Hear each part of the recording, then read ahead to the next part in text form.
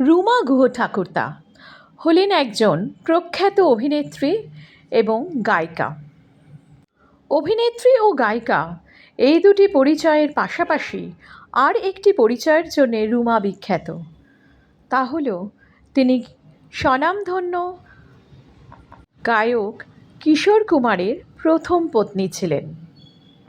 রুমার মা সতী দেবী ছিলেন সেই যুগের বিখ্যাত গায়িকা। রুমা জন্মগ্রহণ করেছিলেন 1934 সালে কলকাতায়। তার মা সতী দেবী আলমোড়ায় উদয়শঙ্কর কালচার সেন্টারের গায়িকা ছিলেন এবং পরে মুম্বাইয়ে পৃথ্বী থিয়েটারে মিউজিক ডাইরেক্টর হয়েছিলেন। তাই রুমার ছোটবেলাও কেটেছিল আলমোড়া এবং মুম্বাইয়ে।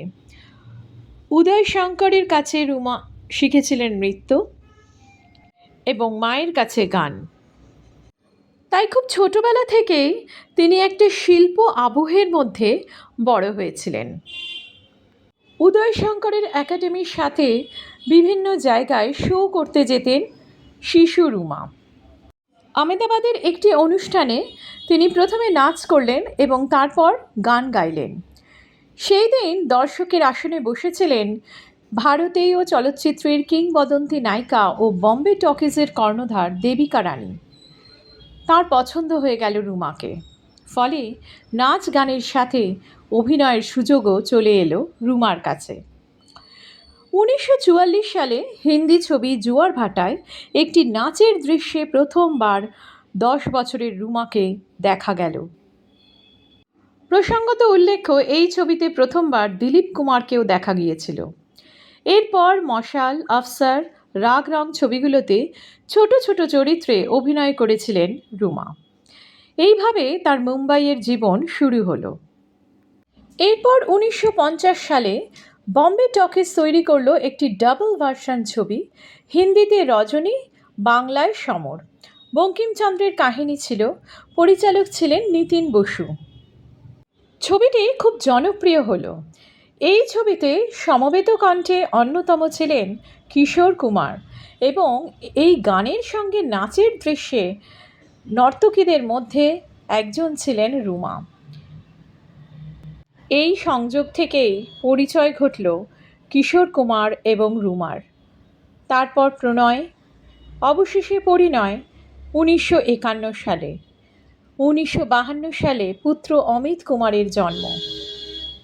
রুমার মধ্যে ছিল একটা নিজস্ব চিন্তাধারা। তিনি মানুষের মধ্যে ছড়িয়ে দিতে চাইলেন মানুষের গান। 1956 সালে তৈরি করলেন ইউথ কয়ার। সেখানে নির্মলেন্দু চৌধুরী, দ্বিজেন মুখোপাধ্যায়, শ্যামল মিত্রের মতন শিল্পীরা গান গাইলেন। শুরুতেই মানুষের মনে সাড়া ফেলে দিল এই কয়ার। মানুষের মধ্যে গিয়ে মানুষের গান করার নিদর্শন প্রথম থেকেই রুমাকে ব্যতিক্রমী করে তোলে। একদিকে যখন রুমা এই রকম জনপ্রিয় হয়ে উঠছেন, তখন বাড়িতে চলছে অশান্তি। কারণ একটাই, সংসার ছেড়ে রুমার কেরিয়ার গড়া এই ঘটনাটা কিশোর কুমার মেনে নিতে পারতেন না। তিনি কখনোই সমর্থন করতে পারেননি যে একজন নারী, বিশেষ করে বিবাহের পর একজন স্ত্রী এবং একজন মা কেরিয়ার নিয়ে এগিয়ে যাবে। এই নিয়ে দাম্পত্য অশান্তি চরমে উঠল। এক সাক্ষাৎকারে কিশোর কুমার জানিয়েছিলেন যে তিনি বেশ রক্ষণশীল, মনে প্রাণে বিশ্বাস করেন সংসার সুখের হয় রমণীর গুণে। তিনি মনে করতেন স্ত্রী মানে হচ্ছে ঘর সংসার সামলাবে, সন্তানদের বড় করে তুলবে। প্রতিভাময়ী স্বাধীন চেতা রুমা কীভাবে তার প্রতিভাকে দমন করে রাখবে? তাই দুজনের দুটি পথ আলাদা হয়ে যায়, কিন্তু বন্ধুত্ব চিরকালের জন্য রয়ে যায়। 1958 সালে বিবাহ বিচ্ছেদ হলো রুমা এবং কিশোরের। তারপর রুমা কলকাতায় ফিরে এলেন। রুমার কণ্ঠে গণসঙ্গীত নতুন শক্তি পেয়েছিল। সলিল চৌধুরীর সুরে রুমা যখন গাইতেন আমার প্রতিবাদের ভাষা, তখন মানুষ উদ্দীপ্ত হয়ে উঠত। এরপর শুরু হলো ক্যালকাটা ইয়ুথ কয়ারের জয়যাত্রা। কলকাতায় ফেরার কিছুদিন পরে রুমা বিয়ে করলেন অরূপ গুহ ঠাকুরতাকে। দুই সন্তান অয়ন এবং শ্রমণার মা। 1959 সালে ভানু বন্দ্যোপাধ্যায়ের বিপরীতে নায়িকা হলেন পার্সোনাল অ্যাসিস্ট্যান্ট ছবিতে। ওই রকম একটি কমেডি ছবিতে তুখোড় কমেডিয়ানের বিপরীতে তিনি যে অসাধারণ অভিনয় করেছিলেন তা প্রশংসনীয়। তিনি সত্যজিৎ রায়ের অভিযান এবং গণশত্রুতে অভিনয় করেছেন। অভিযানে রুমা এক শিক্ষিত আত্মবিশ্বাসী যুবতী এবং গণশত্রুতে এক আটপৌরে গৃহবধূ। যুক্তি ও সত্যকে আশ্রয় করে চলা আদর্শবাদী ডাক্তারকে তিনি অন্তর থেকে সমর্থন করেন। রুমা দেবীর যথার্থ অভিনয় এই চরিত্র দুটি প্রাণবন্ত হয়েছিল। এছাড়াও তিনি অভিনয় করেছেন গঙ্গা, কিনুগোয়ালার গলি, বাঘিনী, সাধু যুধিষ্ঠিরের কর্চা, দাদার কীর্তি, অমৃত কুম্ভের সন্ধানে, হুইল চেয়ার ইত্যাদি। প্রায় 60 থেকে 70টি বাংলা ছবিতে তিনি অভিনয় করেছেন। ক্ষণিকের অতিথি, নির্জন সৈকতে এবং আরোগ্য নিকেতন ছবিতে তার অনবদ্য অভিনয় সকলের মনে থাকবে। ছবির জগতে নিয়মিত শিল্পী হয়েও রুমা দেবী ইয়ুথ কয়ারকে বড় করতে সাহায্য করেছিলেন। বিভিন্ন অনুষ্ঠানে কয়ারের গান ছিল অন্যতম আকর্ষণ।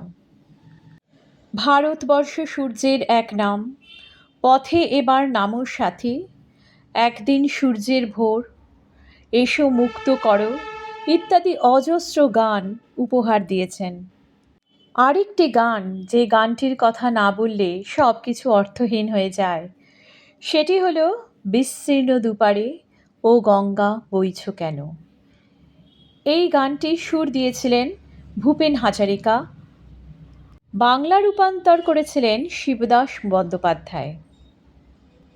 ক্যালকাটা ইয়ুথ কয়ার, রুমা গুহ ঠাকুরতা এবং ও গঙ্গা বইছ কেন, এই তিনটে মিলেমিশে এক হয়ে গেছে। তিনি বলেছেন, কয়ার আমার ধ্যান জ্ঞান স্বপ্ন, আমার কয়ারের মূল মন্ত্র দেশ বিদেশের মানুষের মধ্যে সম্প্রীতি গড়ে তোলা। জাত নয়, ধর্ম নয়, মানবতাই সবচেয়ে বড় কথা। রুমা গুহ ঠাকুরতা মানে কিশোর কুমারের প্রথম প্রাক্তন স্ত্রী, এই পরিচয় বারবার উঠে এসেছে চর্চায়। বিয়ে ভেঙে গেছে, দুজনে আবার বিয়ে করেছেন, কিন্তু কিশোর রুমার সম্পর্কে কোনো দিনও তিক্ততা আসেনি।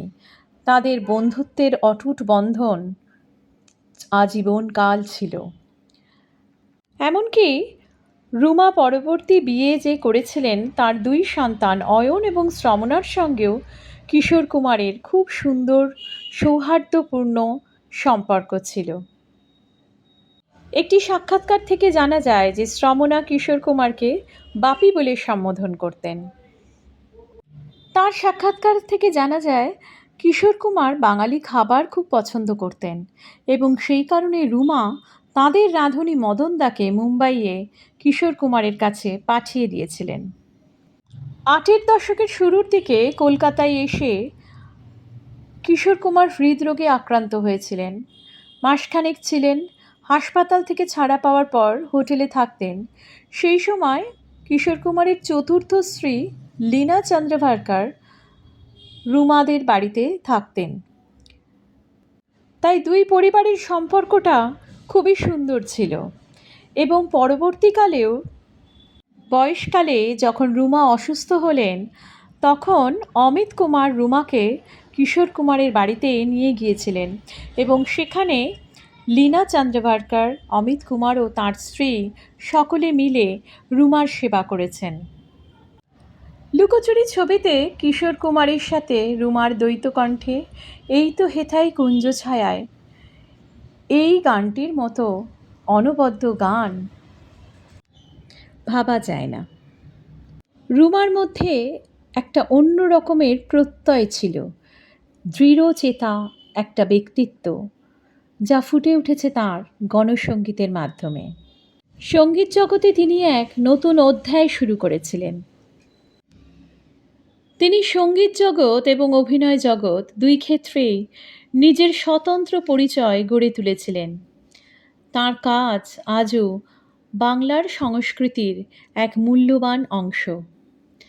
2019 সালের তিনি পরলোক গমন করেন। রুমা গুহ ঠাকুরতা ছিলেন এক অনন্য প্রতিভা, যিনি শিল্প ও সংস্কৃতির মাধ্যমে মানুষের হৃদয় চিরস্থায়ী স্থান করে নিয়েছেন। তাঁর আবেগপূর্ণ ও শক্তিশালী কণ্ঠে যে গান, সেই গান অমর হয়ে থাকবে।